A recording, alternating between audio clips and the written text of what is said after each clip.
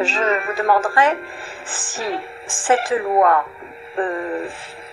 est améliorée, c'est-à-dire si l'avortement devient libre pour toutes, et si un jour vous vous trouvez en présence d'une femme qui vient de tuer son enfant de quelques jours, de quelques mois,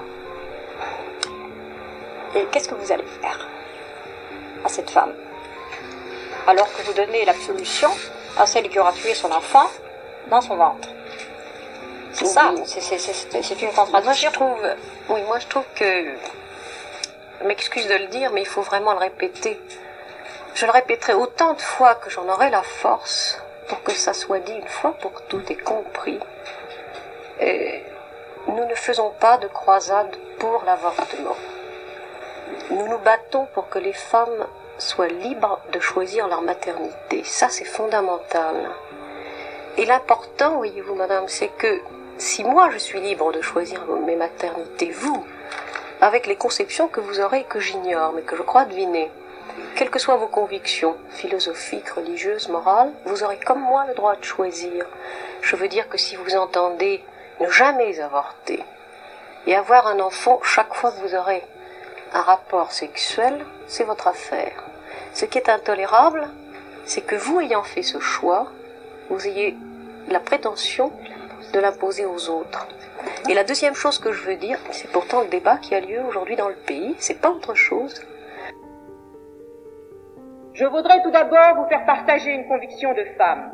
Je m'excuse de le faire devant cette assemblée presque exclusivement composée d'hommes. Aucune femme ne recourt de gaieté de cœur à l'avortement. Il suffit d'écouter les femmes. C'est toujours un drame.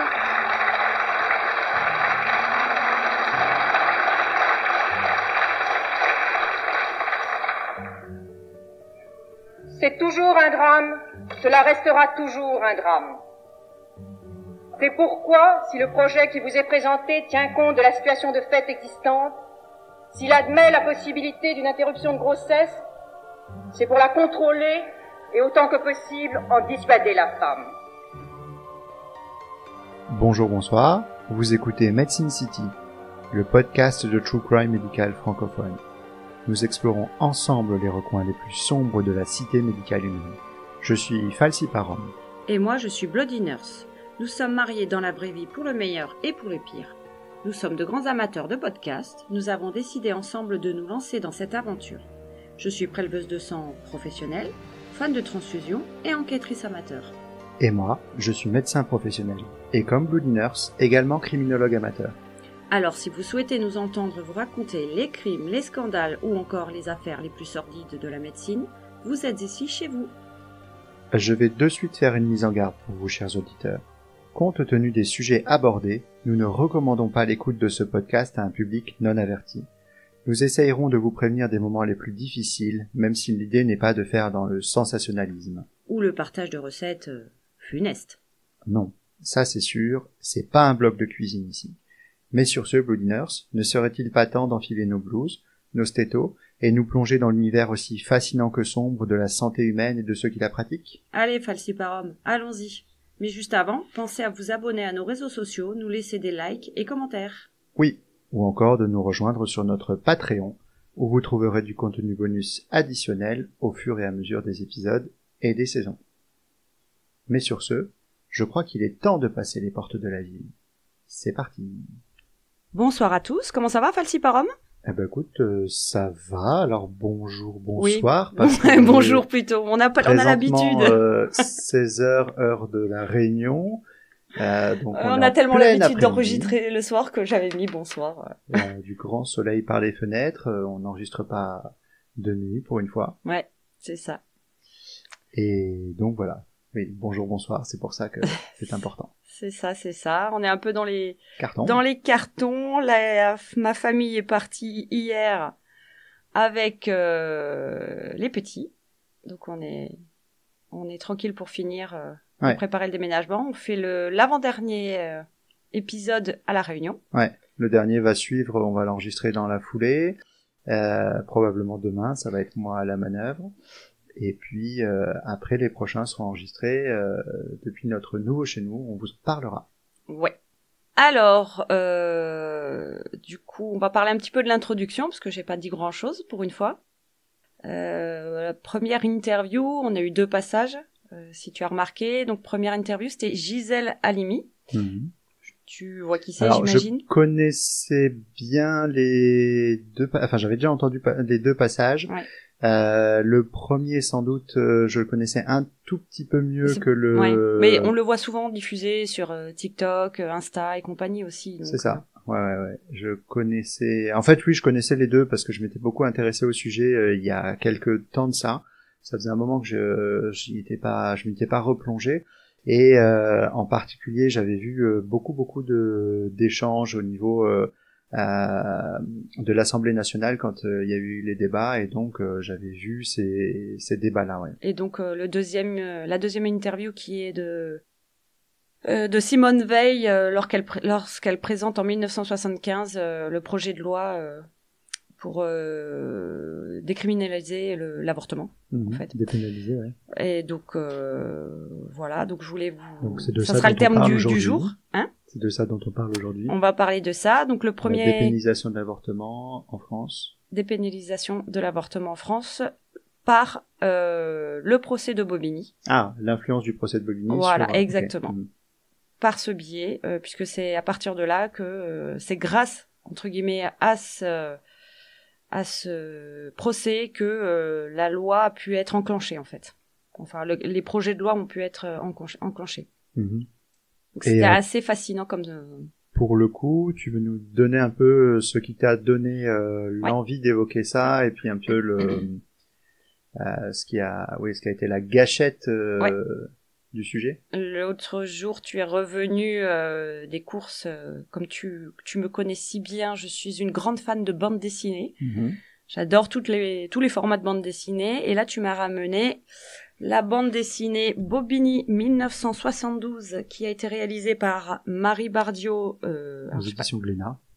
Oui, aux éditions Glénat. Donc alors je sais pas comment ça se prononce son nom de famille, Bardio Vaillante, et Carole Morel, et que j'ai trouvé formidable. Et en fait, ça fait partie de notre histoire française, histoire aussi médicale. C'est hyper important. Donc je me suis dit, allez go, je veux que mes enfants puissent vivre dans ce monde-là, mes filles, et même mon fils aussi. Donc voilà, c'était hyper important pour moi d'évoquer ce sujet. Et puis voilà quoi, l'histoire est très intéressante et très passionnante, je trouve. Alors c'est une BD que j'avais déjà repéré depuis quelques temps, je sais plus exactement quand, et puis là l'occasion. Alors c'est vrai qu'à La Réunion on est un peu moins pourvu en... disons que ça met 3 mois pour arriver, quoi. Voilà, on est un peu moins pourvu en librairie ou choix comme ça, et il se trouve que là je l'ai vu en tête de gondole. Tête de gondole, ouais. Je me suis dit ça peut être l'occasion de... Elle est très très bien faite, cette bande dessinée, et je vous conseille vivement de la lire. Elle est vraiment très chouette, et bon, moi qui ai bien détaillé l'histoire, elle est très bien représentative. Alors des fois c'est un peu synthétisé, mais c'est écrit de toute façon dans le livre, c'est normal, c'est pour les besoins de la bande dessinée, mais sinon ça représente très bien l'histoire réelle qui s'est passée, quoi. Bon, sachant que c'est un procès hyper connu, hyper médiatisé, tout à fait, et qui a été rejoué même, je sais pas si tu vas nous en parler, il a été réadapté, rejoué, il y a eu des pièces de théâtre, des adaptations en série, podcast. Ouais. Et donc c'est un sujet que nous ne pouvions pas ne pas traiter. Oui, mais en plus on l'avait pas mis forcément dans nos épisodes. Alors moi j'avais pensé traiter avant, mais je pense que ça sera complémentaire, et ça fera l'objet d'un épisode un peu plus tard, probablement pas cette saison, je sais pas, on verra bien. Je vous avais évoqué son cas. C'est Marie-Louise Giraud. Ah oui, faiseuse d'ange, oui, tu l'avais déjà évoqué. Et en fait, tout à fait, c'est une des 2 seules personnes guillotinées en France pour avoir réalisé des avortements, une sage-femme de son état, en l'occurrence. Et donc, je pensais traiter, et historiquement, parce que ça se passe en 43, l'affaire Giraud. Là, c'est un peu plus tard, quand même. Là, on est un peu plus tard, et c'est sur d'autres enjeux. Mais voilà, restez connectés, il y aura un jour l'évocation de cette Des faiseuses d'anges. Des faiseuses d'anges. Alors, il y a celle-ci, il y a d'autres histoires, il y en a beaucoup d'histoires de faiseuses d'anges. Plus ou moins animées de bonnes intentions, parce qu'il y a eu aussi des faiseuses d'anges animées de mauvaises intentions. Ouais, oui. Comme toujours, de toute et façon. donc, voilà, toutes ces histoires. La médaille ont leur a toujours deux versos. Hein. place, puisqu'elles font partie des meubles de la cité médicale humaine et de sa sombreur. Vous entendez peut-être notre chien qui chouine derrière. Désolé, il réclame les enfants. Alors, un dernier épisode qu'on a enregistré en journée, en montant, j'ai découvert qu'il y avait des petits oiseaux qu'on entendait. Ah. Donc, il est possible que vous entendiez nos petits oiseaux Et notre chien qui pleure. et le chien qui pleure, parce que Pas le d'habitude, pas dog. tout le monde dort à cette heure-ci. Bon, On y va peut-être qu'il est temps d'y aller. Alors, l'histoire débute avec Marie-Claire Chevalier, 16 ans, en 1972, qui va subir un procès à Bobigny avec sa mère et 3 autres femmes pour avortement et complicité d'avortement, et qui débouchera en 1975 par la loi Veil sur la légalisation de l'avortement. Donc, c'est Marie-Claire Chevalier qui va Oui. être poursuivie et les 3 autres pour complicité. 4. Du coup, la mère de Marie-Claire Chevalier plus 3 autres femmes. Oui, mais celle qui a avorté, c'est Marie-Claire Chevalier. Oui, Bon, de toute façon, c'est la tu vas jeune nous fille qui a avorté, oui. Tu vas nous faire le détail. Tout à fait. Ok. Alors, avant toute l'histoire, j'aime bien toujours parler un peu du contexte et de l'histoire des protagonistes, donc on va commencer par là. Donc, Marie-Claire Chevalier est née le 12 juillet 1955 à Meux-sur-Loire, dans la Main-sur-Loire. Hein Ça se dit Main-sur-Loire, je pense. Mans-sur-Loire, dans la région Centre-Val de Loire, près d'Orléans. Désolé pour nos auditeurs de Main-sur-Loire. Donc Orléans qui est au sud-ouest de Paris, pas très loin. Elle vit avec sa mère Michel Chevalier et ses 2 sœurs. Donc une de ses sœurs s'appelle Martine, elle serait née en 55-56 et la seconde, j'ai pas trouvé ni le prénom ni la date de naissance. Donc vous ne l'aurez pas. Le père est absent, il n'a pas reconnu ses enfants, il est parti assez rapidement après la naissance de la 3e. Elles vivent toutes les 4 dans un appartement en banlieue parisienne, dans un milieu modeste et donc classe populaire. Sa mère, Michel, travaillait au moment des faits, en 1971, à la RATP. Pour les étrangers, la RATP, c'est le système de train, des trains de banlieue autonome parisiens. des transports parisiens. Voilà, donc les trains de banlieue parisiens, voilà. Ouais. Métro, tout ça. Dénommés RER en général. Donc, Michel est une mère Ouais. comment on dit, mère célibataire? Oui, mais mère célibataire. Et à cette époque-là, elle gagne 1500 anciens francs, du coup on n'est pas sur les francs, on est sur les anciens francs, qui aujourd'hui équivaut à 18 €. Oui, mais il faut remettre. Oui, non, mais bien sûr, avec c'était pas les l'inflation, mêmes, tout ça, ouais, c'est sûr. la même vie. Donc les faits. Donc c'est pas un milieu très aisé. Non, quoi c'est qu'il pas un arrive. milieu aisé, mais ils s'en Ils sortent. sont nombreux sur cette petit salaire et il y a Ouais. des célibataires. C'est ça. En août-septembre, j'ai pas vraiment su déterminer exactement le mois, mais bon, vers cette période-là, 1971, Marie-Claire 16 ans se fait inviter pour une soirée chez un garçon de son lycée et de son quartier aussi. Il s'appelle Daniel P. J'ai pas son nom de famille. Pour écouter des disques, il lui dit avec des amis. Elle accepte. Il vient la chercher avec sa voiture, l'amène chez lui. Il lui dit, alors vous le verrez ça dans la BD. Est-ce qu'il lui a exactement dit ça? Je sais pas, mais en tout cas, c'est ce qui est expliqué dans la BD que ah ben non, les copains finalement ils viennent pas, mais t'inquiète pas, il y a ma mère à la maison, tout va bien se passer. Donc, sans surprise, pas d'amis, pas de parents présents. Et assez rapidement, il ferme la porte et il commence à la brutaliser, entre guillemets. C'est elle qui le dira plus tard dans son procès, qu'il l'avait brutalisée. Il la viole, en fait, la menaçant de lui crever les yeux avec un ciseau lorsqu'elle lui dit non à plusieurs reprises. Elle rentre chez elle sans rien dire à personne. 3 semaines plus tard, elle a des troubles. Des nausées, des vomissements, on va en classique. Qui indique une grossesse, hein, bien sûr. Hein. Et à ce moment-là, elle dit à sa mère qu'elle est enceinte. Voilà. Elle ne veut pas garder l'enfant. Elle demande de l'aide à sa mère à ce moment-là. Celle-ci, sa mère, lui propose de porter plainte à la police pour le viol, ce que Marie-Claire refuse, et aussi de garder l'enfant, qu'elle se serreront la ceinture, qu'elle peut élever le fils de sa fille.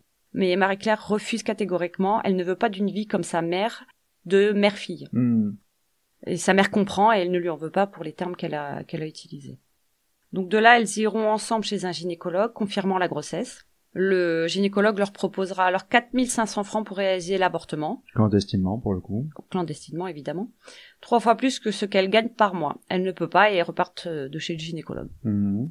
Sa mère Michel ne sait pas comment faire, alors elle se confie à une de ses collègues, Lucienne Duboucher.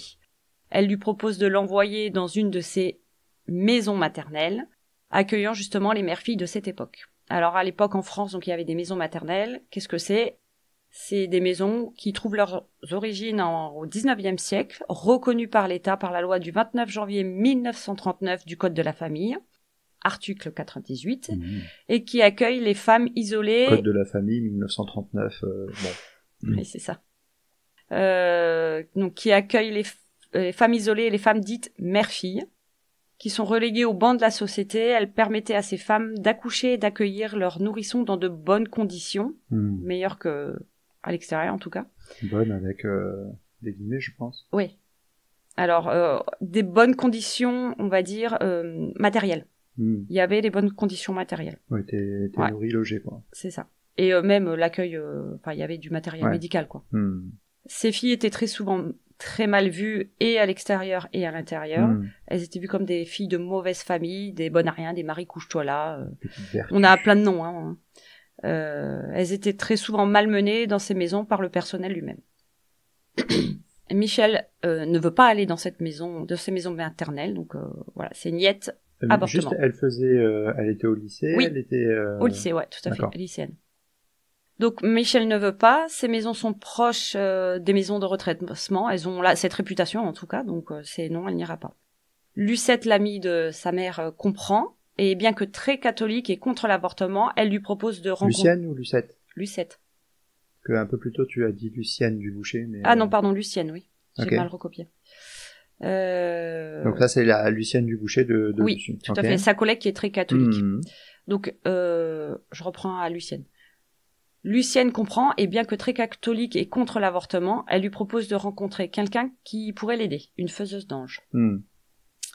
Alors, j'ai une petite définition pour la faiseuse d'anges. J'allais te dire... Ouais. C'est un terme... je me jette pas sur les définitions, quand même. Mais tu peux, il n'y a pas de souci. Donc, je vais vous donner une petite définition de faiseuse d'anges. La définition du terme qui a été proposée par Émile Littré en 1877 est la suivante. Nourrice qui laisse mourir de propos délibérés des nourrissons qu'on lui confie. Point. L'idée était donc que ces enfants innocents devenaient des anges après la mort. Voilà. Ouais. Tout simplement. Donc en gros... Mais alors, c'est drôle parce que dans le débat, là on va parler d'IVG, on va parler d'interruption in utero, de grossesse, et Littré, qui est l'auteur d'un grand dictionnaire, alors c'était pas un médecin, et pour le coup, il qualifie, il utilise le vocable de nourrisson, qui n'est pas du tout le cas. Qui est un enfant né, vivant et viable, enfin en tout cas qui est né vivant, quoi. Et en aucun cas un fœtus in utero est un nourrisson. Bah c'est fait exprès. Peut-être, je sais pas. En tout cas, c'est assez particulier de noter cette particularité-là, parce que c'est un des grands enjeux du débat, à savoir si le fœtus qui est avorté in utero est une personne ou un... Ça c'est très compliqué, c'est un sujet très en tout cas, délicat. Je sais très bien que d'ailleurs ça risque de faire parler cet épisode, parce que je connais des enfants qui sont pas des personnes de mon entourage qui sont contre. Donc si tu veux ah oui, c'est sûr, c'est certain. Voilà. Moi j'ai un avis très scientifique sur la chose, quoi. Sur l'idée, pourtant voilà, je suis quand même de confession catholique, et pour moi non, en fait, c'est pas un bébé, c'est un fœtus. Non, donc voilà. Alors donc quelques jours passent après la discussion avec sa collègue Lucette et pas Lucienne. Je suis allée revérifier, je suis désolée. Les joies du montage fait qu'on coupera. Vous ne verrez rien de ce qui s'est passé entre temps. Oui, c'est passé 5 minutes à vérifier parce qu'il y avait un cas de conscience là pendant. Donc quelques jours passent pendant lesquels Lucette donc va essayer de joindre une amie à elle, enfin plutôt une connaissance, Renée Saucé. qui va lui donner le contact d'une autre femme, Micheline Bambuc, qui est secrétaire, veuve d'un mari ayant eu la lèpre, 2 enfants et ayant, il me semble, elle aussi recours à l'avortement par elle-même, auto-avortement. Cette dernière, donc la dernière, c'est Micheline Bambuc, donne rendez-vous au métro dès le lendemain à 20h à l'arrêt Fille du Calvaire. C'est bien choisi. Mhm. Elle ne voulait pas au début, mais Michel l'a supplié. Alors, Micheline Bambuc ne voulait pas réaliser l'avortement, mais Michel, la mère de Marie-Claire, l'a supplié et elle accepte de le faire finalement. Donc, Je suppose qu'un peu plus tard dans l'épisode, tu vas nous dire les peines qui étaient encourues par tous les gens qui tout à fait. ou avaient recours ou aidaient. Et c'est pour ça qu'en fait, ils voulaient pas Je vais forcément. énumérer la loi. Ok. Tout à fait. Elle ira donc quelques jours après, elle ira chez elle avec, elle viendra chez elle, Micheline Bambuc, avec une sonde, de l'alcool à 90, de l'eau chaude, le plus stérilement possible. Elle fait les choses le plus proprement possible. Par contre, elle s'y rend à 5 reprises en 15 jours pour retirer le fœtus. À la 5e fois, le 20 novembre 1960. T'as une idée du terme auquel ça s'est déroulé? Il y avait combien Elle était à combien de semaines? Ouais, en gestation. Ouais. Non, du tout. J'ai Ok. pas trouvé cette ça. Et comme j'ai pas pu déterminer à peu près quand est-ce qu'a eu lieu le viol, si tu veux, j'ai pas pu D'accord. me faire la... Ok. Du coup, au bout du 5e passage, dans la nuit, Marie-Claire fait une hémorragie. Donc, ils ont été obligés, avec sa mère, d'aller dans une clinique la plus proche pour un curetage. Donc, pour ceux qui ne sauraient pas, le curetage, c'est quand on aspire, on enlève les morceaux restants. Voilà, les morceaux restants, et on nettoie. Ouais. Donc, sauf que à l'accueil, dès le début, avant que tout ne commence, on lui demande un acompte de 1000 francs pour commencer. Puis, le reste de la facture, 2000 francs qu'elle aura par courrier chez elle. À noter que ses collègues, émus de la situation de leurs collègues et de sa fille, avaient fait une petite cagnotte pour l'aider à payer les frais de la clinique. Elle sort de cette clinique en vie, mais traumatisée et par le viol et par l'avortement. Voilà. Elle prévient Daniel alors, elle l'avait prévenu plus tôt, j'avais oublié de vous le dire, qu'elle était enceinte. Lui avait dit que c'était pas lui le père et que il était pas... C'était une Marie couche-toi là, que c'était pas lui le père. Et elle le prévient de l'avortement aussi. Ça aura toute son importance pour plus tard. Quelques semaines plus tard, du coup, en janvier 1972, Daniel P. se fait arrêter par la police pour vol de voiture et délit de fuite. Apparemment, c'était un petit caïd. Je sens la mauvaise fin. Oui, bah, tu le sens bien. Ouais. Oui, complètement. Parce que là, globalement, il y a quelqu'un qui va la balancer et c'est ou la clinique qui a réalisé le curetage ou... Mais non, c'est l'homme. Ouais. Donc, celui-ci veut négocier avec la police et dénonce Marie-Claire pour avortement clandestin. Propre. L'histoire ne dit pas si il a eu des problèmes derrière ou pas quand même, malgré ce qu'il a fait. Alors, avant de... Pour ce qu'il a fait quoi Eh ben, par rapport à la raison pour laquelle il a été arrêté. Tu sais, il a été arrêté pour vol. Est-ce qu'il a eu des problèmes malgré tout à cause de ça? Je ne sais pas. Ok. Avant de continuer là-dessus, je vais vous dire un petit peu comment était la loi sur le sujet à cette époque et qu'est-ce qu'on risquait. Donc, la loi, quand même 1972... Et là, à cette époque-là, on est en 72. Et donc, c'est une loi du 18 juillet 1920 qui régit l'avortement. Complétée par la loi du 27 mars 1923 qui dit « Réprimant la provocation à l'avortement et à la propagande anticonceptionnelle. Réprime d'une peine correctionnelle 6 mois à 3 ans de prison. La provocation à l'avortement. La vente ou distribution de remèdes destinés à commettre l'avortement. Même si le crime n'a pas été tenté. Enfin, la propagande anticonceptionnelle est punie de 1 à 6 mois de prison. » Ça, c'est la première loi. L'avortement lui-même reste réprimé comme crime selon l'article 317 du Code pénal de 1810 jusqu'à sa correctionnalisation, excusez-moi, je bafouille, par la loi du 27 mars 1923.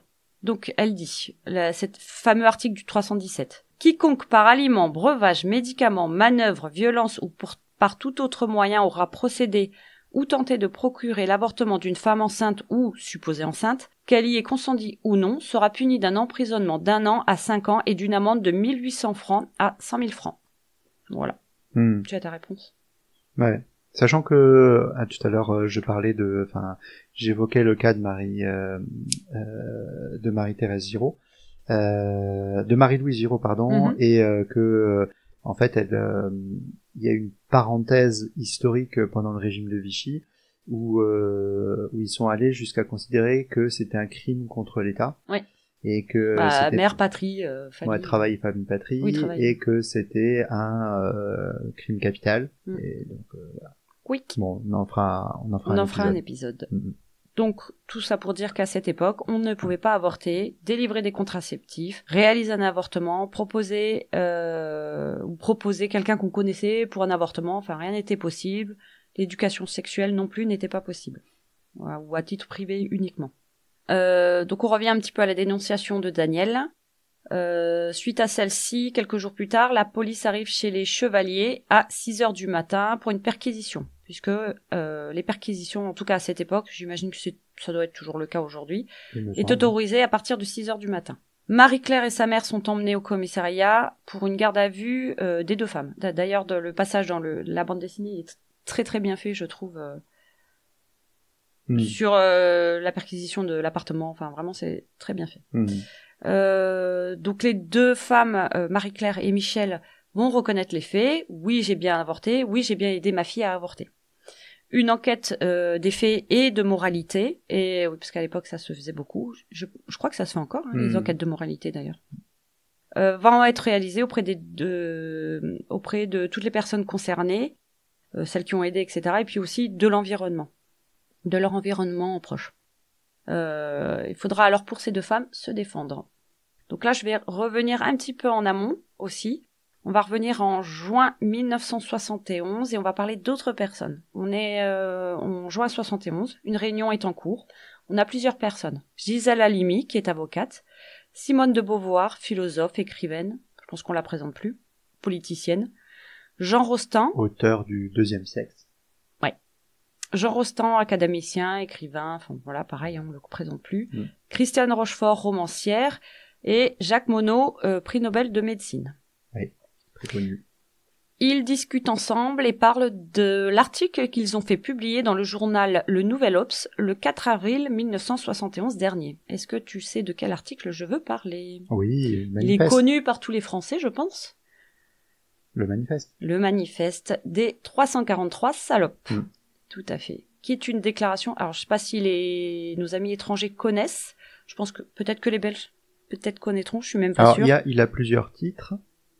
Si je me souviens bien, c'est que en fait c'est le manifeste, il est connu plus souvent sous le nom de manifeste quand même. Parce qu'en fait le vrai titre dans le journal, c'était l'appel, je crois, des 343 femmes, mais les détracteurs et d'ailleurs c'est comme ça qu'elles ont fait un peu C'était un peu un effet stressant d'avant l'heure. Oui, parce que c'est écrit un appel des 343 femmes. Ouais, c'était un peu un effet stressant d'avant l'heure, qui a, en fait, il y a des gens qui ont voulu les décrédibiliser en disant c'est pas l'appel des 343 femmes, mais regardez, c'est le manifeste des 343 salopes, parce qu'elles ont couché n'importe où, qu'elles ont eu des enfants, qu'elles savaient pas gérer leur corps, etc. Et donc il y avait les contres qui ont utilisé ce vocable-là pour essayer de décrédibiliser. Sauf que ça a été et en fait elles ont aussi repris ce terme-là à leur propos, me semble-t-il, justement pour dire voilà. Et en fait effectivement il est connu comme étant le manifeste des 343 salopes. Je savais pas du tout ce que tu me dis là, tu vois. Et pour moi c'est un effet stressant d'avant l'heure en fait, avant qu'on connaisse même le nom de l'effet stressant en fait. Oui, parce que enfin, moi, je le connaissais sous le terme des 343 salopes, quoi. Ouais. Donc, elles déclarent qu'elles font partie du million de femmes qui se font avorter clandestinement chaque année en France et demandent un libre accès aux moyens contraceptifs et à l'avortement libre. Dans ces salopes, entre guillemets, bien sûr, il y a des personnalités publiques telles que, on connaît toutes, Simone de Beauvoir, Catherine Deneuve, Marguerite Duras. Il y en a d'autres aussi, mais je les ai pas toutes faites. Ouais, t'as cité les plus célèbres de l'époque. Il y en a après, il y en a philosophe, plein. Actrice, écrivaine. Mais aussi plein de femmes simples, riches et pauvres. Ces femmes, les kidam entre guillemets, ces femmes, celles qui sont connues, n'ont eu aucun problème avec la justice. Ah bah oui. Alors, les kidam aussi, n'ont pas eu de problème avec la justice, mais les personnes pauvres qui avaient enfin, pas pauvres, mais qui avaient des métiers, des choses comme ça, elles ont subi un peu la vindicte populaire et professionnelle. Classique, t'es mis sur le devant de la scène et tu peux perdre ton boulot, tu peux te faire montrer du doigt dans la rue. Ouais. Je sais pas si tu te rappelles quand on a traité du cas de Norbert Bartosek, le couple qui avait simplement hébergé et qui travaillait au PTT, alors qu'ils avaient rien fait, qu'ils n'ont pas été, en tout cas en particulier l'épouse qui n'a pas été poursuivie par la justice ou considérée comme coupable, et bien en fait elle a été virée des PTT et elle a perdu son poste. Tout à fait. Et souvent c'était la moralité ou la morale entre guillemets faisait que t'avais une sorte de double peine. Ouais, elles se sont fait licencier, provoquer et licencier. Donc c'est suite à cela qu'en juillet 72, Gisèle Halimi et ses concerts et confrères que je vous ai énumérés plus haut là pour la fameuse réunion vont créer une association qui va s'appeler Choisir. Cette association va demander l'éducation sexuelle et la contraception libre et gratuite, l'abrogation de la loi répressive de 1920 qui condamne l'avortement, la défense gratuite des femmes poursuivies pour avortement. Ensuite, dès 1974, donc le procès sera passé, mais elles vont demander à étendre plus de choses sur leur desiderata. Donc elles rajoutent la lutte contre le viol, violence physique et morale et les schémas culturels sexistes, la lutte pour l'égalité professionnelle, la lutte pour une meilleure représentation des femmes dans la vie publique et d'autres, mais je les ai pas tous prises. Je vous ai pris les plus grosses, quoi, en fait. Et pour le coup, cette association Choisir, tu sais si c'est une émanation du MLF? Parce que là, t'es dans les années 70, alors 71, il y a 72. Le MLF, tout à fait, à côté. Et le MLF en France, c'est 70, je crois. Alors la date exacte, je sais pas, mais elles étaient déjà là puisqu'elles discutent avec le MLF. Choisir va discuter avec le MLF, mais ils sont pas ensemble. Sachant que Choisir existe toujours. D'accord. Voilà. Oui, choisir, mais je crois que c'est Ouais. Choisir sa contraception ou quelque chose comme ça, non? Non. C'est Choisir tout cause? Ah non, c'est Choisir la cause des femmes. Oui, non Choisir la cause des femmes. Oui, Choisir la cause des femmes, oui, effectivement. Vous pouvez toujours adhérer d'ailleurs. Il y a le site internet, c'est choisirlacausesdesfemmes.fr. .org. .org, voilà, c'est ça. C'est ça. .org. J'ai trouvé plein de documents dedans d'ailleurs, c'était très intéressant. Donc suite à l'ouverture de cette association, on a des dizaines, des centaines de femmes qui leur écrivent pour raconter leur histoire et même pour leur demander comment faire pour avorter. Oui. Elles ont des demandes de conseils, enfin ils ont des demandes de conseils puisqu'il y a des hommes et des femmes quand même.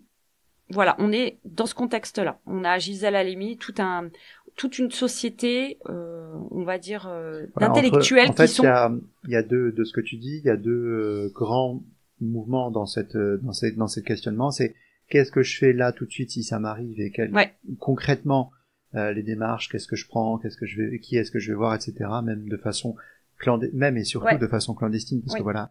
Et puis derrière, t'as ceux qui sont plus stratèges, plus politiques, plus long terme, qui se disent comment on fait pour abroger la loi de 1920 et dépénaliser l'acte en fait. Et j'ai vu aussi d'autres interviews de Gisèle Halimi et notamment son livre. Elle a écrit un livre. Ah, je me souviens plus du nom. Je crois que je l'ai noté. Je vous dirai plus tard.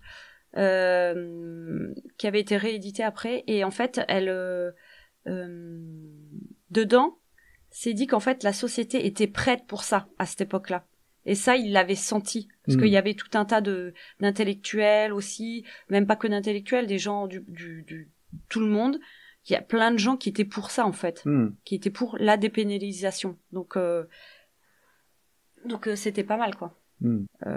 Voilà. Donc, du coup, pourquoi je vous ai parlé de ça? C'était pour un peu vous expliquer pourquoi... Ils vont décider de médiatiser le procès, en fait. Voilà. Pourquoi ils ont politisé le procès. Comment Michel est arrivé à être avec avec Gisèle Halimi, en fait, tout simplement. Donc, on revient en 72. Michel Chevalier cherche un avocat pour se défendre elle et sa fille, forcément. Sur les conseils d'une amie qui lui avait prêté un livre consacré à Jamila Boupacha, je sais pas si tu connais. Ouais. Donc militante du Front de Libération Nationale, violée par des parachutistes français et que l'avocate Gisèle Halimi avait défendu au début des années 60.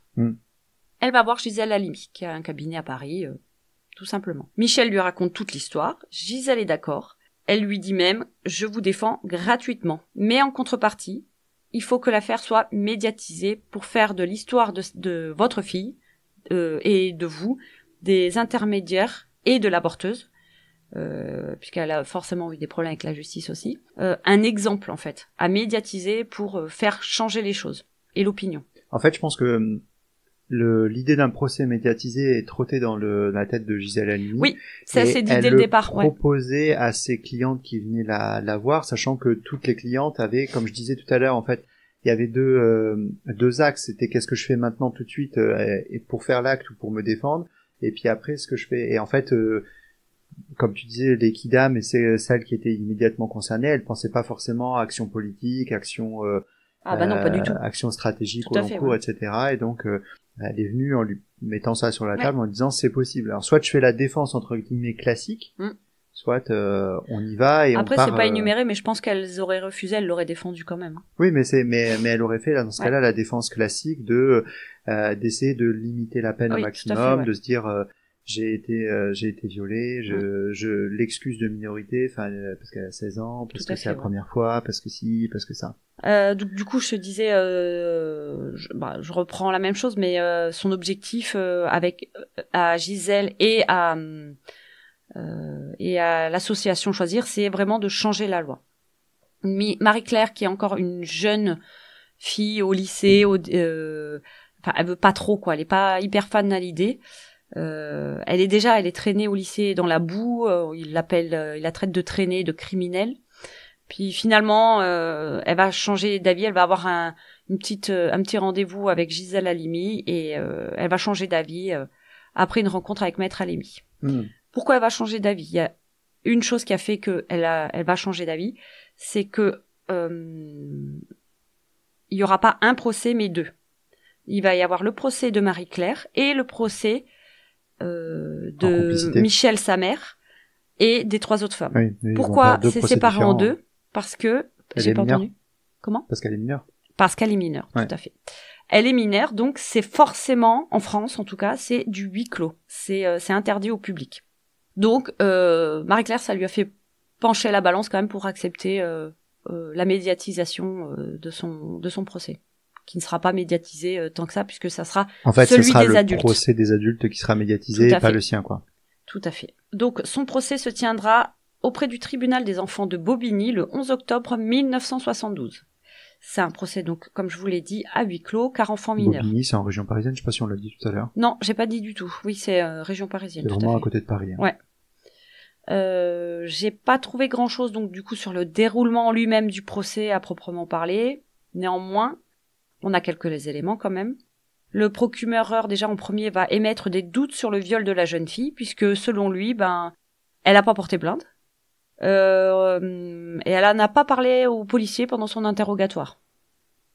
Sauf que Gisèle Halimi va lui redire que la psychologie féminine post-viol est un peu particulier, qu'il y a ce sentiment de honte, En 2025, on a déjà du mal à y croire. Alors, en 1971, on a encore un peu moins de bagages et on a un peu moins progressé sur l'histoire, mais globalement, les tenants et les aboutissants sont les mêmes. Oui. Le tribunal essaiera de faire dire aussi à Marie-Claire que c'est sa mère qui l'a forcée à avorter, ce qu'elle dément fermement. Maître Halimi parlera aussi de la jeunesse de Marie-Claire, mais mettra l'accent sur le dénuement des chevaliers, dénonçant des inégalités sociales en matière de répression de l'avortement.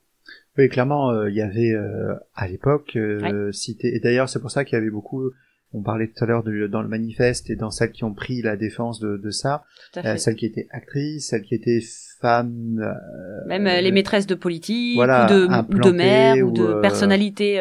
clairement, elles avaient la possibilité, parce qu'il y avait déjà des pays, je sais pas si tu en parles un peu plus Oui, tard, la Suisse, l'Angleterre. qui avaient dépénalisé, et en fait, il y avait déjà des gens qui faisaient des voyages. Alors, Tout à fait.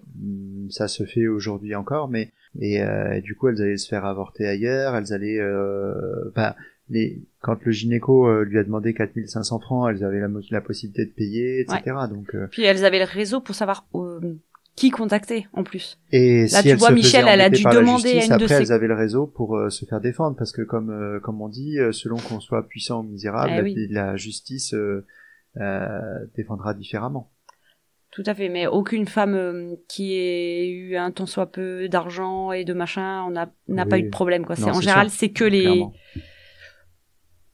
voilà, les poursuites, en plus, enfin, les kidam, elles ont les mauvaises conditions, matérielles, physiques, enfin, voilà, plus le risque de poursuite judiciaire, alors que ces autres femmes, elles n'ont pas. Et d'ailleurs, Gisèle va utiliser ça aussi comme défense. Donc voilà. Bon, alors du coup, par la suite, le jugement donc de Marie-Claire, pardon, excusez-moi, sera rendu lui publiquement par contre. Oui. Verdict relax pour la jeune fille car considérée comme ayant souffert, attention, de contraintes d'ordre moral, social, familial auxquelles elle n'avait pu résister. Donc en fait, voilà, c'était pas son choix à elle, c'était on l'a forcée à le faire. Alors, parce que là, on est d'accord que c'est le jugement sur le fait d'avorter. Oui, de d'avoir l'avortement. avortement. Donc elle a été d'avoir eu recours à l'avortement. Donc elle a été relaxée Ouais. pour ça. Est-ce que dans ce jugement-là, tu nous as pas précisé, est-ce qu'elle a été reconnue victime de viol ou pas? Alors non, le viol, il est pas du tout mis en... Ça n'a pas été mis en avant. Le et, viol, on n'en parle pas du tout. On l'a Ils en écarté dès parlent le début seulement en pour disant elle aurait dû porter plainte s'il y avait eu viol, donc... Le viol, ils n'en parlent n'importe. que pour le mettre en doute. D'accord. C'est tout. Ok. On n'est Ok. pas là pour faire le procès du viol, Hmm. ni de Daniel. Hmm. Fallait porter plainte. Ok, Voilà. ok. Tout simplement. Après, le jugement, je l'ai jamais vu parce que Oui, oui, on est il d'accord. n'est pas accessible. Mais non, clairement, il y a juste l'émission d'un doute, quoi. C'est tout. Donc Gisèle Halimi va quand même commenter plusieurs mois ou années, je sais pas exactement plus tard, ce verdict. Et elle dit que c'était à la fois courageux, tout à fait nouveau sur le plan de la jurisprudence et suffisamment ambigu pour que tous les commentaires puissent aller leur train. Voilà. Donc c'est bien, parce que d'habitude, là, elles sont pas trop relaxées, je crois. Donc voilà, elle est relaxée, malgré tout. Bah, de pense ce que que- j'avais cru comprendre, il y avait des condamnations qui étaient relativement systématiques, même Ouais. s'ils adaptaient les peines plutôt au minimum. Ils étaient de moins en moins sévères sur les peines, Bah oui, mais parce il y qu'en avait fait, des peines qui étaient l'époque prononcées quand changeait même. aussi, hein. C'est ce qu'elle disait, c'est que tout était fait, l'époque était là, tout était fait pour que ça change, en Mais fait. ça a commencé à mûrir gentiment. Ouais. Donc dès le début du procès, la presse s'empare du sujet, comme souhaité par l'association, en fait. C'était vraiment un souhait que la presse prenne Bah oui. possession du sujet. Il faut savoir, donc du coup, tu me parlais du MLF tout Ouais. à l'heure. Quelques jours avant le procès de Marie-Claire, pardon, il y avait eu une manifestation du MLF et de Choisir Ensemble, et qui avait été vivement réprimée sur consigne du ministre de l'Intérieur, Raymond Marcellin à l'époque, dont la presse a été témoin et c'est à ce moment-là qu'ils vont commencer à parler du procès de Marie-Claire. C'est comme ça qu'ils vont commencer à parler du procès et que Ah oui, ça va forcément. prendre des grosses proportions dans la presse. On va avoir aussi au début du procès des centaines de personnes qui seront présentes devant le tribunal lors du procès. Les pour, bien sûr, et les contre, et qui vont scander parmi des centaines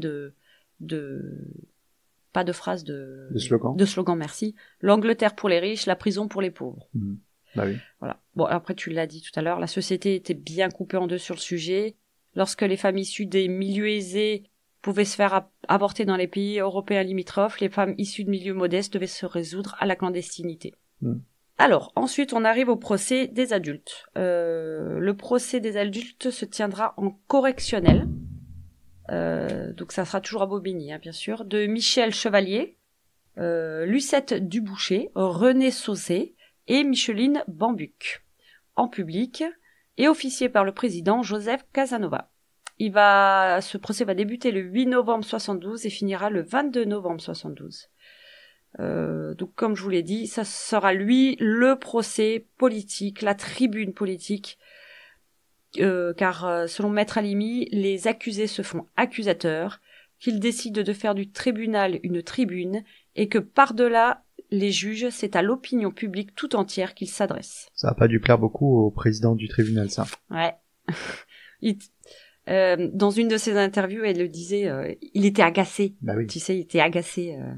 Mais bon, parce ça qu'en s'est bien fait, passé. c'est compliqué de maîtriser des débats où tu essaies de faire sortir de la boîte parce que les juges sont censés juger en droit, les avocats sont censés diriger leurs clients dans le droit et faire en sorte que.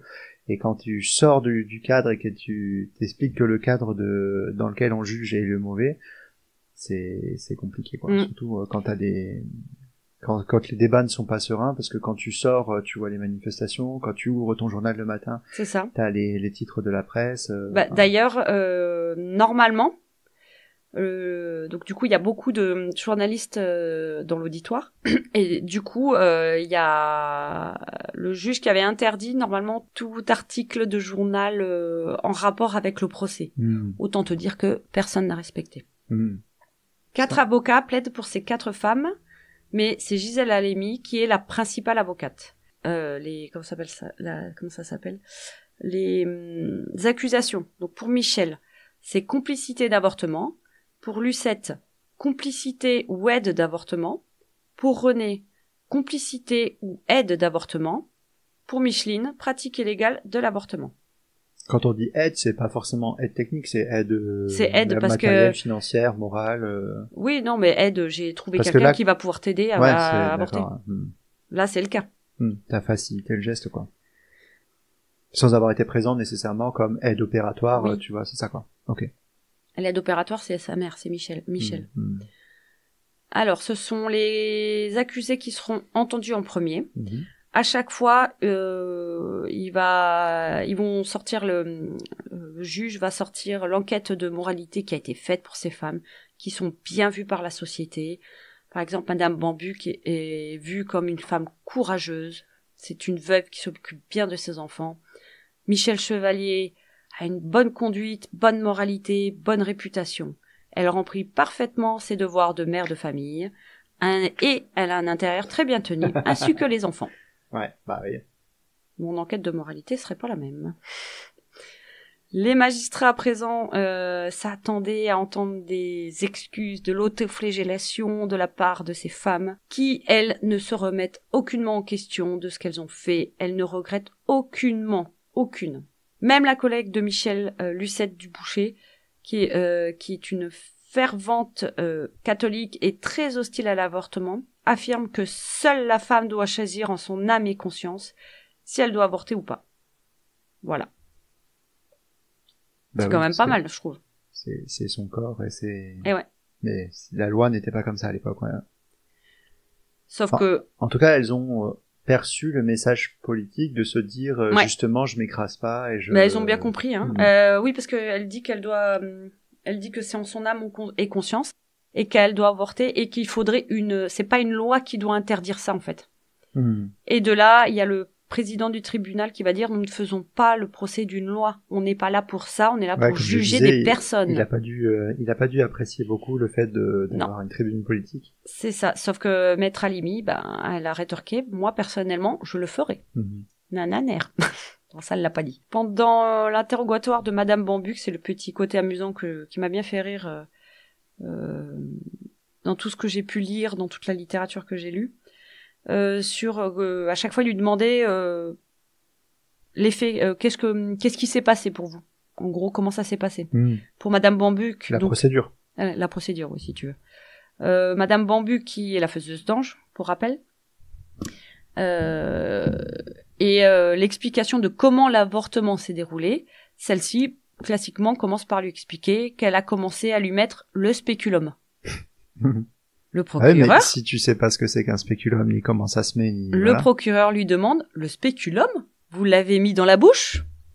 Gisèle demande alors au président de la cour comment cette question stupide et d'un tel obscurantisme pouvait être posée dans ce tribunal. Alors, Si tu sais pas ce que c'est, tu sais pas ce que c'est. Ben Sauf non, que c'est c'est des vrai. hommes de loi. Mhm. Ils sont en train de traiter une affaire qu'ils traitent assez régulièrement, j'imagine. Ouais, je sais pas. Bah, Oui, non, mais c'est pas pour autant des qu'ils avortements. connaissent... T'es censé te renseigner un minimum sur ce qu'ils font. Enfin, c'est des hommes de loi, quoi. Ils doivent savoir comment ça se passe. Enfin, moi, je préfère un homme de loi qui connaît la loi et qui demande à des experts ou à des gens qui connaissent leur domaine de leur expliquer que de connaître... Bah, après, ils ont le droit d'avoir une culture générale qui implique le fait de connaître... voilà. Mais aujourd'hui, je pense que tu prends des gars dans la rue, Ah tu bah, leur bien demandes sûr, je suis d'accord. s'ils savent ce que c'est. D'ailleurs, je sais pas si t'as déjà vu, il y a des... Pour information, le spéculum, c'est l'objet qu'on met dans le vagin pour écarter et voir au Ça fond. ressemble un peu à un bec de canard, Oui, comme ça ça. ressemble à un bec de canard, ça s'écarte. Et, On le met et c'est avec ça qu'on nous fait des frottis ou qu'on regarde tout ouais, simplement. Ça permet d'inspecter Et le frottis, c'est le prélèvement pour voir si on est l'intérieur malade de la ou- cavité vaginale et le col. Pardon ? Ça permet d'inspecter Oui. visuellement l'intérieur de la cavité vaginale et le col et éventuellement de faire des prélèvements, de faire des gestes des gestes techniques. Mais il y a ce que je disais, c'est qu'il y a j'ai vu il y a pas très longtemps, il y a quelques semaines de ça, des réels, je crois, sur Insta ou sur TikTok, où ils montrent des images de spéculum à des gars des vingtenaires, des trentenaires, hein, des assez jeunes, pas des ados non plus. Et en fait, il y en a plein qui savent pas du tout ce que c'est. Oui, mais là, c'est quand même... On est sur un tribunal avec des hommes qui... comment t'expliquer ? Oui, mais ce que je veux dire par là, c'est des gars des années 70. Ils font régulièrement des procès là-dessus. Mais peut-être qu'ils s'y intéressent pas. Hein. Mais non, mais c'est sûr et certain, c'est pas peut-être. Ouais, c'est le preuve de l'intérêt réel du sujet, quoi. Ils traitent des affaires sur ça, ils s'intéressent pas à comment ça se passe, en fait. Bon, on est en 70, on est d'accord, c'est pas aujourd'hui en 2025. Mais, un petit oiseau. Donc voilà, bon, bref. Voilà. Après, donc le passage des accusés, Gisèle va appeler des grands témoins. Pas des témoins, mais des grands témoins. Le président rappelant à Maître Halimi que, d'après le code de procédure pénale, seuls les témoins ayant un rapport direct avec l'affaire ou les accusés sont normalement autorisés à témoigner. Alors, on a rien à foutre. C'est son procès. Enfin, c'est pas son procès, c'est le procès d'une loi. Donc, elle a décidé qu'elle le ferait quand même. Elle appelle à la barre donc des témoins issus de milieux militants, politiques, médicaux, artistiques, des hommes, des femmes confondus. Des témoins qui n'ont aucun rapport avec l'affaire suscitée, mais qui sont là pour publiquement dénoncer à la barre l'iniquité de la loi qui réprime l'avortement. Ils ont un rapport avec l'avortement, mais pas avec le cas présent. Exactement, pas avec le cas précis de Michel Chevalier, etc.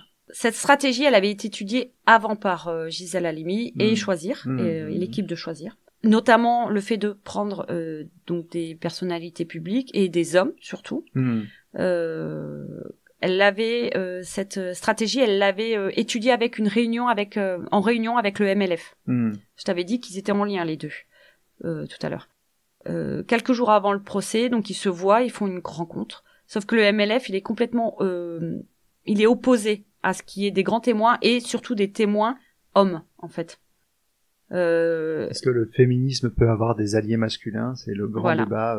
Il se voit recevoir une opposition des féministes qui considèrent que c'est une histoire de femmes qui ne concerne pas les hommes. Sauf que le problème, c'est que c'est quand même jugé par des hommes. Donc, à un moment donné...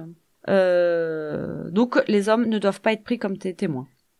Ces dernières souhaiteraient voir défiler des femmes anonymes ayant avorté. Elle récuse aussi le fait que le drame de Marie-Claire est un drame social, la question de l'avortement transcendant selon elle l'appartenance sociale.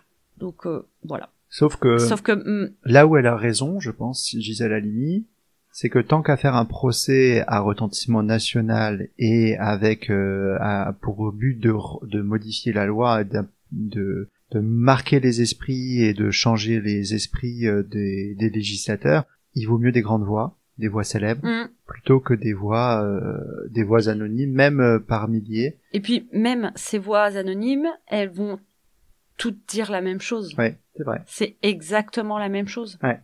Alors c'est pas qu'on remet en question, chaque histoire a son importance, mais ça serait qu'un défilé de même chose en fait. Ouais. Donc Ça appuierait en rien le débat, en fait. Et puis t'as pas forcément l'art oratoire qui permet de transcender un jury, faire basculer un avis rien que sur l'art et la manière de parler, de poser des idées et d'aller chercher le petit coin qui va faire bouger l'interprétation du juge. Ouais. Et ça, malgré tout, bah c'est vrai que les grandes voix ça sert à ça. Ouais. C'est pas pour rien qu'il y a des tribuns et des gens qui savent diriger, manier les foules et des idées. Bah tu en viens, enfin t'as un peu anticipé sur ce que j'allais dire. Du coup, on allait pendant ce procès, on va voir s'affronter ceux pour qui l'avortement et sa répression révèlent de grandes inégalités sociales entre les femmes. Ouais. Et ceux qui, au contraire, pensent que l'avortement c'est le problème de toutes les femmes, quel que soit leur milieu social.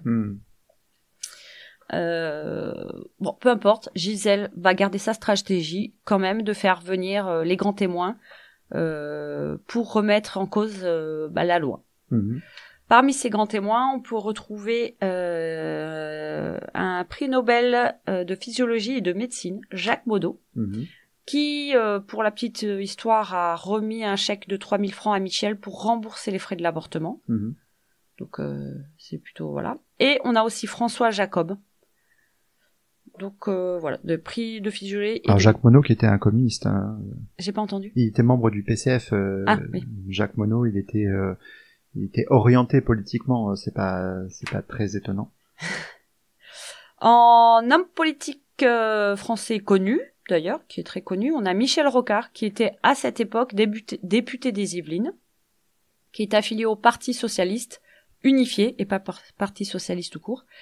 Et pour ceux que ça intéresse, c'était notre premier ministre aussi sous François Mitterrand de 88 à 91. On en parlera de Rocard dans un autre épisode. Celui que je veux faire. Bon, on peut en parler plusieurs fois lui. On a quelques petits scandales sous les Voilà, Rocard. c'est ça. Il y en a un que je ferai d'ailleurs. On est d'accord. Dont un très très gros scandale. Oui, très gros. Restez connectés. Pile dans cette période. Donc on a aussi des militantes et militants et artistes littéraires. Nous avons donc la plus connue, Simone de Beauvoir, qui s'exprimera sur le fait que la femme est élevée dans l'exaltation de la maternité, et c'est ce qui est le problème. Une femme qui n'a pas d'enfant, qui n'est pas une femme en fait. Ouais. C'est une femme qui n'a pas d'enfant. Bah c'est vrai que c'était un peu la philosophie de l'époque, quoi. Surtout post-guerre. Elle parlera de la contraception aussi, qui est très mal accessible, enfin très peu faite en France, et rappellera que 1 million de femmes se font avorter en France quand même à cette époque, et que la loi n'empêche pas l'avortement. Chiffre officieux, mais proche de la réalité. Oui. Et elle rappellera en plus que l'accès à l'avortement est très bien fait, entre guillemets, même si c'est pas légal, il est quand même bien fait pour les personnes favorisées au niveau socio-économique important, pour les personnes d'un bon niveau social et économique, et que pour les Madame Chevalier, il n'est pas facile d'accès, quoi. On a des actrices aussi qui vont venir, Delphine Seyrig et Françoise Fabian. Et enfin, au niveau médical, on a Simone If, qui est la présidente du planning familial. Alors, en France, c'est très connu le planning familial. Pour ceux qui ne connaîtraient pas, pour les étrangers notamment, c'est un organisme qui a été fondé en 1956, qui s'appelait la maternité heureuse, et devenu en 1960 Mouvement français pour le planning familial. Ça a d'abord promu la contraception comme instrument de lutte contre l'avortement clandestin, puis au début des années 70, ça a commencé à dénoncer la répression de l'avortement, d'où la présence de Simone If sur place. Nous avions aussi des femmes privilégiées, notamment Madame Servan-Schreiber, qui a écrit un article le 17 avril 1972 dans un magazine qui est encore connu aujourd'hui, qui s'appelle le Elle Magazine. Et elle, son article, c'était pourquoi elle a choisi d'avorter et pourquoi elle a choisi d'avorter et qui doit décider d'avorter. Celle-ci se dit privilégiée car elle a pu aller se faire avorter en Suisse auprès d'une équipe médicale sans peur d'avoir des problèmes de justice et ni de finances. Et enfin, le tout dernier grand orateur, on va dire grand témoin, et qui a surpris Gisèle. Elle avait eu un petite entrevue avec lui. Il lui avait dit non, je peux pas faire ça. Vous vous rendez compte ma position et tout. Ah, je pense savoir de qui c'est. Et puis finalement, juste avant son départ, il l'a retenu. Il a dit non, il faut que je le fasse. Donc c'est le professeur Paul Mignez, professeur de médecine, qui est venu en faveur des accusés. Celui-ci, il faut savoir qu'il est quand même un catholique et farouchement opposé à l'avortement. Toute sa vie, il a défendu la vie, en fait, cet homme. Et c'est oui. Paul Mignez. Tu as dit Mignez, non? J'ai mal entendu peut-être. Non, tu as raison. Oui. Paul Mignez. Ah, les petites coquilles. Ah ouais, non mais parce que du coup, j'avais Oui. pas totalement. Tu as raison. J'étais sûr. Mais oui, Paul Mignez. Ouais. Excusez-moi pour les petites coquilles. Quand j'écris mal, je tape vite. Je parle vite. Alors, je vous ai dit qu'ils avaient eu un petit témoignage après. Après coup, Yvonne... Alors, désolée encore pour la prononciation des noms. J'ai Yvonne Knibieler et Catherine Fouquet qui ont écrit La femme et les médecins en 1983. Donc là, on est quelques années plus tard. Et qui ont dit de lui que Paul Mignez fait partie de ces médecins qui acceptent de transiger avec leur conscience lorsqu'ils se trouvent confrontés à une situation de détresse. Et en fait, il a été le meilleur témoignage de Gisèle finalement, parce qu'en fait, cet homme qui était quand même connu nationalement, était très connu cet homme, il a accepté de venir parce qu'en fait, il ne supportait plus les reprises entre guillemets, les curetages qu'il faisait, et de voir ces femmes détruites. Et donc en fait, sa conscience lui a dit, bah en fait, si on veut arrêter de rendre les femmes quand c'est mal fait stériles, parce que non, l'avortement ne rend pas stérile, mais la mauvaise façon de le faire, oui. Ben en fait, il faut légaliser le truc pour que ça soit fait correctement, en fait. Et d'ailleurs, il a assumé jusqu'au bout, puisqu'en fait, après le procès, je sais pas si t'en parles, de ce qui lui est arrivé à lui. Non, dis-moi. Il a été convoqué par le ministre de la Santé de l'époque, Jean Foyer, qui, en présence du professeur Jean-Louis Lorta-Jacob, qui était le président du Conseil national de l'Ordre des médecins, et donc en fait ils l'ont convoqué pour le réprimander. Donc t'es convoqué directement par le ministre de la Santé et par le président du Conseil national de l'Ordre des médecins, qui va donc le poursuivre pour ça et lui adresser un blâme. Il faut savoir, il a eu un blâme par l'Ordre des médecins. Et attends, juste, il leur a dit à l'époque que les catholiques, je ne vois pas pourquoi nous, les catholiques, nous imposerions notre morale à l'ensemble des Français. Et bah oui. Ouais. Et en qu'il fait, a été jusqu'au bout de son idée, quoi. Tu sais ce que le président de l'Ordre des médecins lui a dit? Non. Il ne faut pas que le vice des riches devienne celui des pauvres. Ah, pour te donner une idée de la... Putain. Ouais, c'est ça. Ça donne aussi une idée à nos auditeurs de l'ambiance et de la... Ouais. Voilà. Et donc il a assumé jusqu'au bout, il s'est pris un blâme de l'Ordre des médecins pour son témoignage écoute, force à et lui. sa participation à cette... Quand tu vas jusqu'au bout de tes idées, je trouve que c'est vraiment parfait. Ouais. Et c'est pour ça qu'il est connu, enfin relativement oui. pour ça. Et en fait, juste pour revenir à, tu disais blâme de l'Ordre des médecins et tout, faut savoir que en France, vous pouvez être poursuivi par l'Ordre des médecins et par la justice. Donc en fait, tu peux avoir double peine, quoi, en fait. Oui, tu peux être... Alors des fois, tu peux ne pas être poursuivi par... Tu peux être poursuivi au pénal, au civil et en ordinal. Qui sont trois poursuites différentes. Ouais. Mais du coup, tu peux être poursuivi pas en justice, mais à l'Ordre des médecins.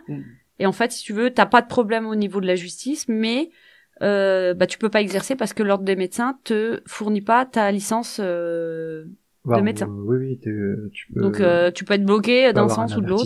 Tu peux avoir un blâme, tu peux avoir une interdiction temporaire, une interdiction avec sursis, une interdiction ou voire une radiation pour un certain nombre de cas. Ouais. Donc des fois ça peut être un peu problématique. Donc voilà, professeur Mignez, lui, il a assumé jusqu'au bout et il allait défendre ses idées face directement au ministre et au président du CNOM qui lui a tenu ses propos un peu qui nous paraissent lunaires aujourd'hui, mais qui étaient vraiment dans la mentalité de l'époque. Oh, après ça paraît lunaire, je suis sûr qu'il y en a qui pensent ça. Il y en a encore qui pensent comme ça. Le vice des riches. Avortement. Ouais, c'est quand même dingue, hein. Ouais. Bref. Donc, les grands témoins sont passés, les accusés, les grands témoins. On arrive au réquisitoire du procureur, qui fait un petit rappel aux journalistes présents que l'article 39 de la loi du 29 juillet 1881 sur la liberté de la presse interdit la publication des débats d'avortement, sur l'avortement. D'accord ? C'est un article spécifique sur l'avortement ? D'accord, bon, ouais. La lecture du texte de loi par le procureur n'a aucun effet sur les journalistes, hein, bien sûr. On a Françoise Giroud, qui est une journaliste dans l'Express, qui met même au défi qu'on la poursuive à la fin de son article.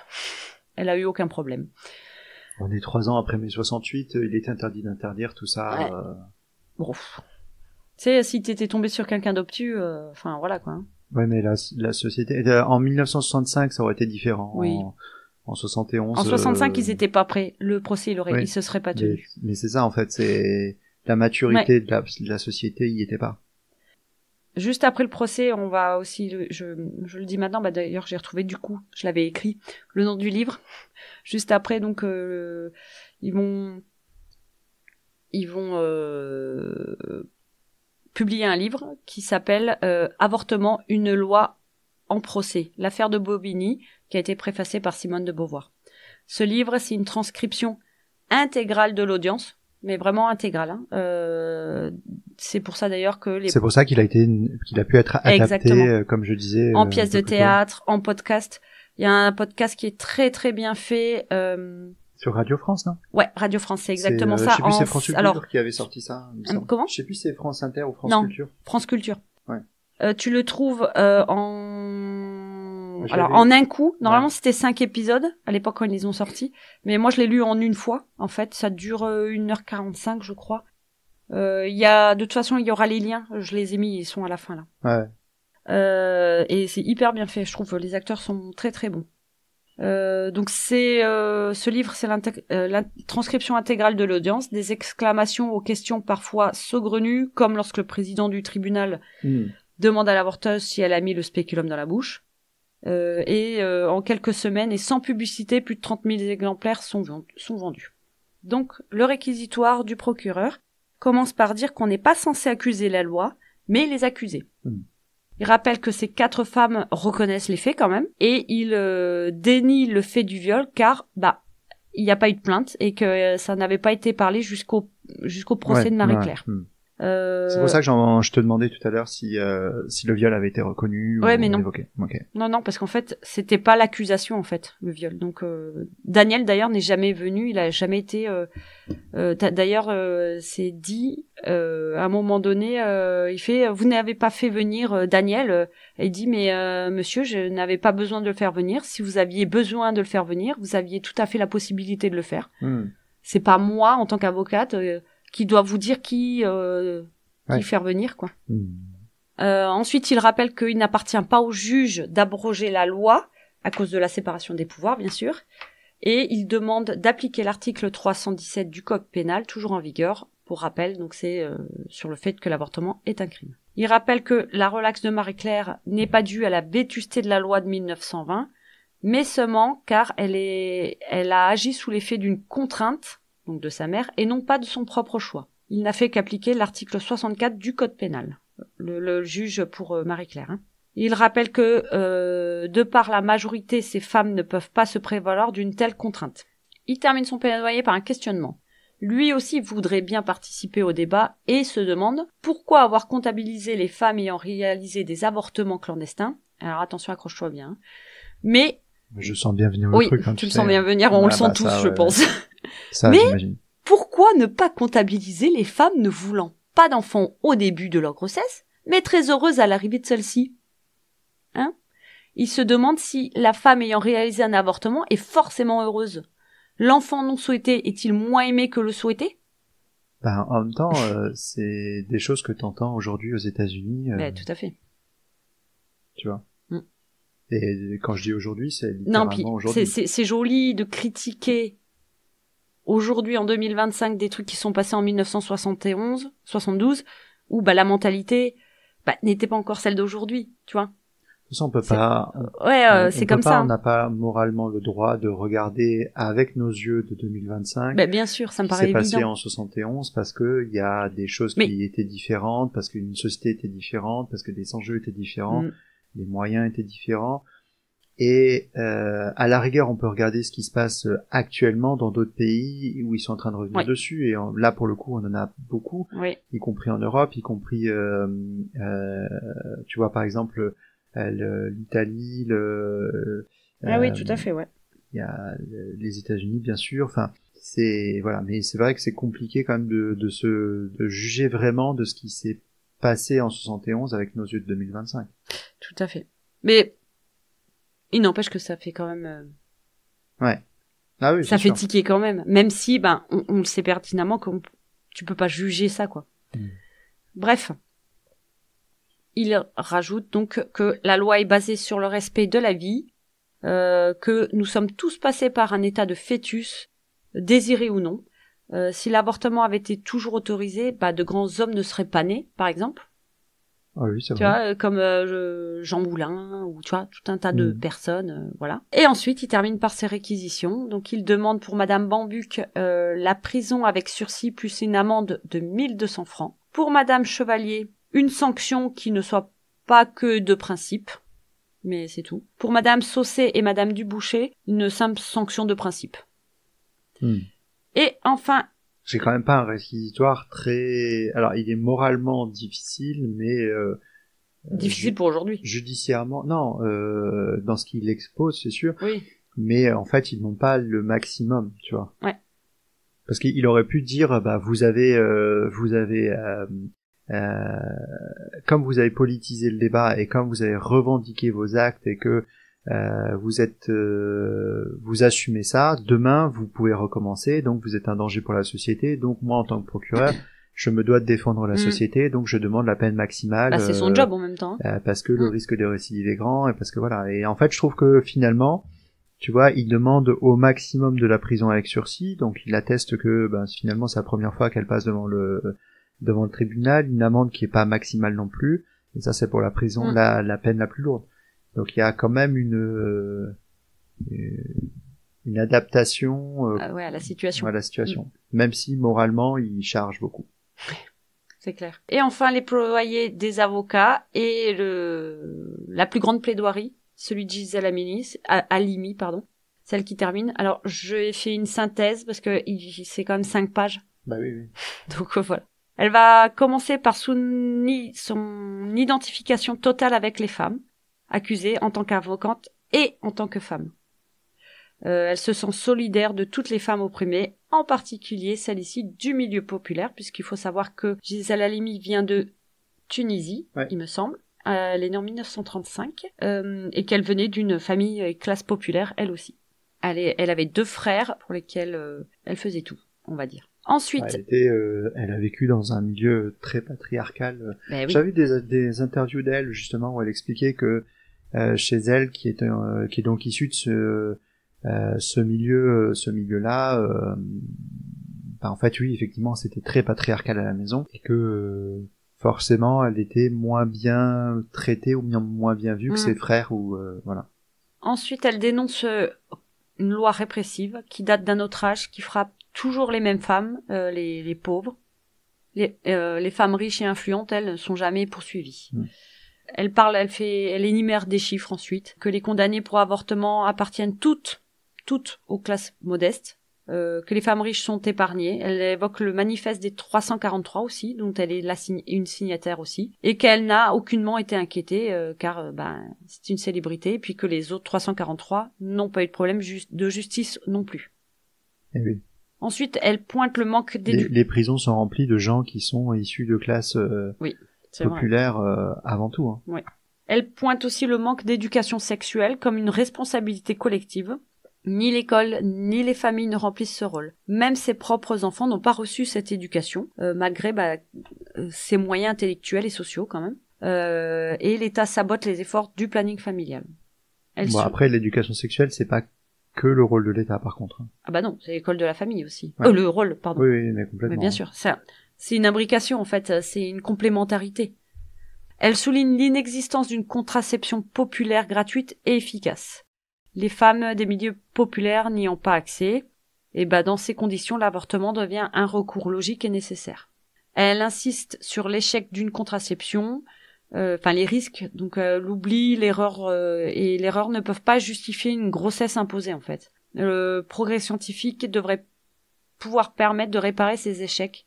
Elle plaide pour la liberté fondamentale de procréer ou non. Surtout qu'il y a des cas où même quand la contraception est bien menée, par stérilet, par pilule ou par implant, il y a quand même des grossesses qui sont qui existent. Il y a des grossesses sur stérilet ou sur pilule. Ou sur pilule, voilà. Et c'est vrai que même si, alors ça c'est quand c'est bien mené, et quand c'est moins bien mené parce que il y a une oubli de pilule, parce que tout un tas de trucs, ou parce que tu prends un médicament qui désactive ta pilule, ça aussi on a un certain nombre de responsabilités, nous les médecins, quand on prescrit des médicaments, de vérifier s'il y a une compatibilité avec la pilule, et si ça va pas entre guillemets désactiver la pilule ou faire en sorte que tout d'un coup on a l'impression d'être faussement protégé alors que ça ne l'est plus. Et donc la contraception, il peut y avoir des trous dans la raquette, même si globalement c'est plutôt pour l'immense majorité des cas c'est plutôt bien fait quand c'est bien tenu. On a une stigmatisation des mères célibataires aussi, qui sont punies socialement, précarité, retrait de leurs enfants, abandon des études, donc hypocrisie du système. Elle retrace aussi l'historique de l'oppression féminine depuis le Code civil jusqu'au XXe siècle. Elle parle d'un destin biologique imposé, d'une société où la femme est réduite à son utérus, alors que l'homme est défini par sa création et son travail. Elle souligne l'injustice symbolique de voir 4 femmes jugées par 4 hommes. C'est vrai que... Mais bon, je sais pas s'il y avait beaucoup de femmes juges à cette époque. Non. Aujourd'hui, on a inversé Alors, j'entendais des statistiques il y a pas très longtemps, je crois on n'est pas loin de 80% de féminisation dans la profession de juge. D'accord. Donc on a une profession qui s'est largement féminisée, mais à l'époque, effectivement, je pense qu'il y avait quasiment que des juges hommes. C'est une situation qui illustre l'oppression systémique et l'absence d'égalité réelle. Et enfin, elle conclut en demandant la relaxe des accusés, soulignant que ce jugement peut ouvrir une nouvelle ère. C'est 69% de magistrats qui sont des femmes aujourd'hui en France. D'accord. Donc on a 70, ouais. Ensuite, si vous voulez lire comment s'appelle ça, la plaidoirie de Gisèle, vous pouvez le retrouver assez facilement sur internet. Où est-ce que je l'ai trouvé? C'était sur vous tapez sur Google. On mettra en il y a les sources dans notre... Mais il se trouve extrêmement facilement. De toute façon, il n'y a pas de difficulté par rapport à ça. Alors, ensuite, nous allons parler du verdict, bien évidemment. Le jugement est mis en délibéré au 22 novembre suivant. Micheline Bambuc est condamnée à 1 an de prison avec sursis. Lucette et René Saucé sont relaxés. Micheline Chevalier est condamnée au paiement de 500 francs d'amende avec sursis. Voilà. Donc, un peu moins que ce que le procureur avait demandé. Tout à fait. Avec 2 condamnés sur 4 quand même. Ouais, tout à fait.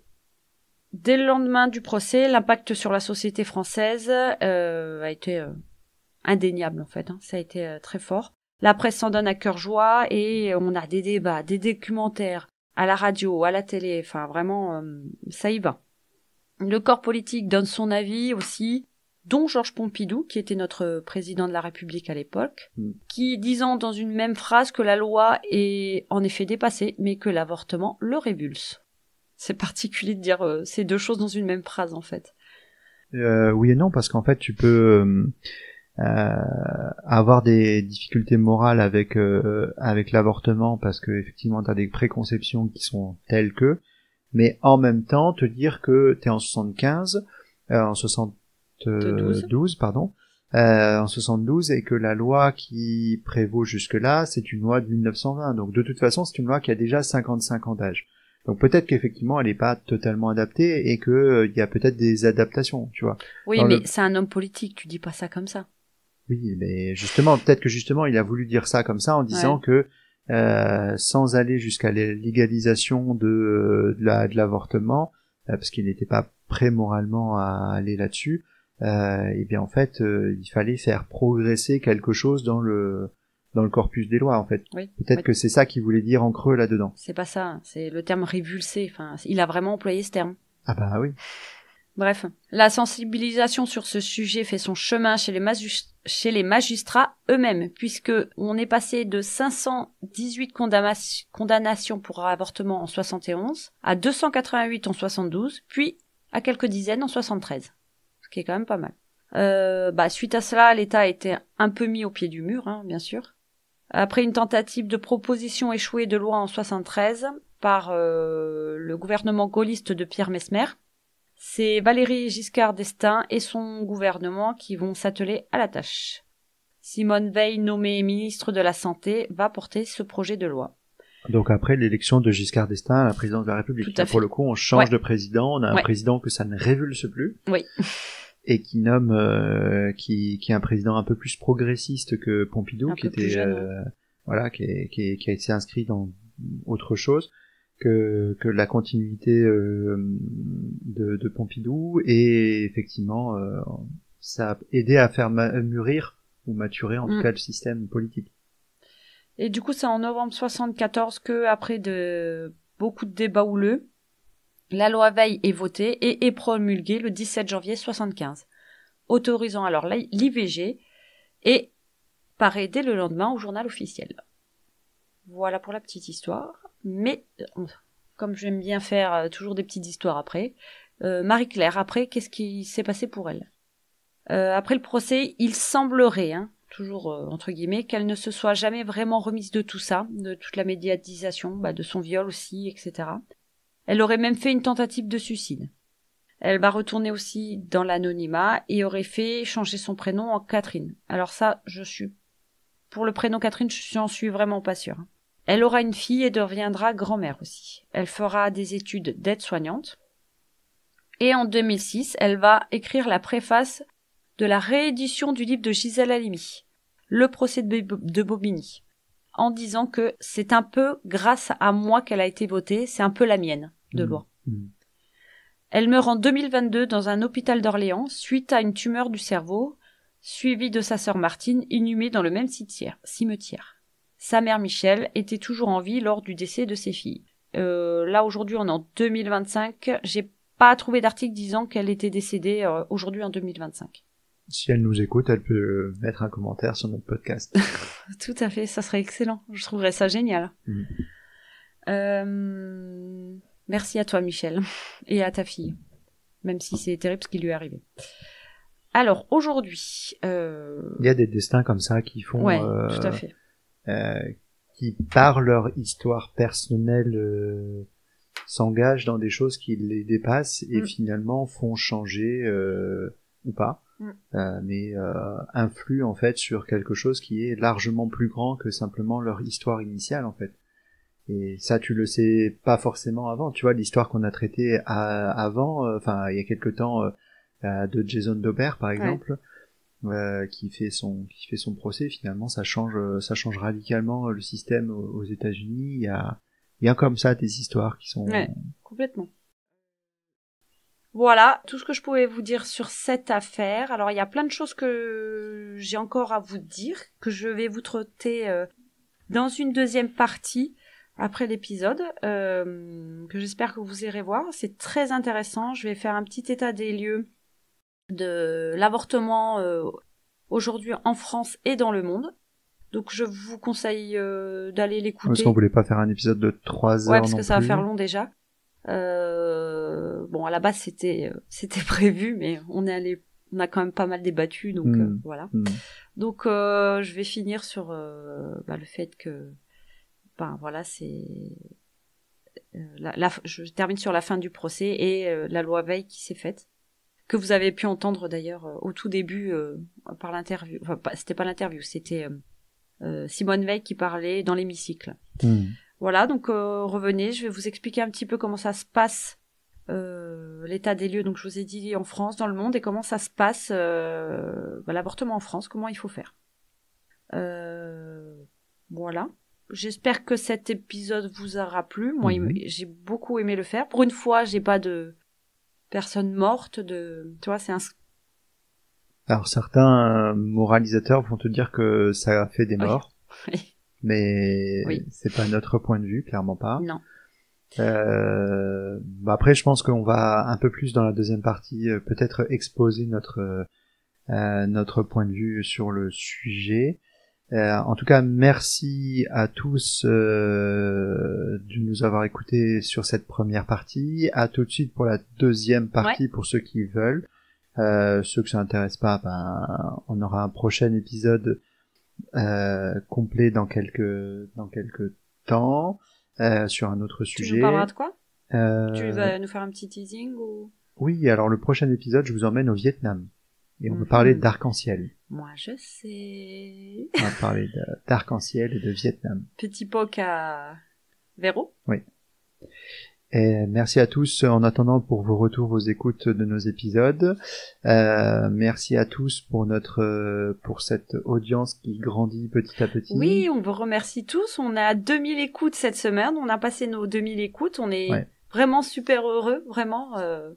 Et en plus, on vous réserve quelques petites surprises sur la fin d'année, là, après notre déménagement, après notre retour en métropole et un peu plus avec plus de facilité sur les déplacements. Sur les déplacements et sur notre organisation.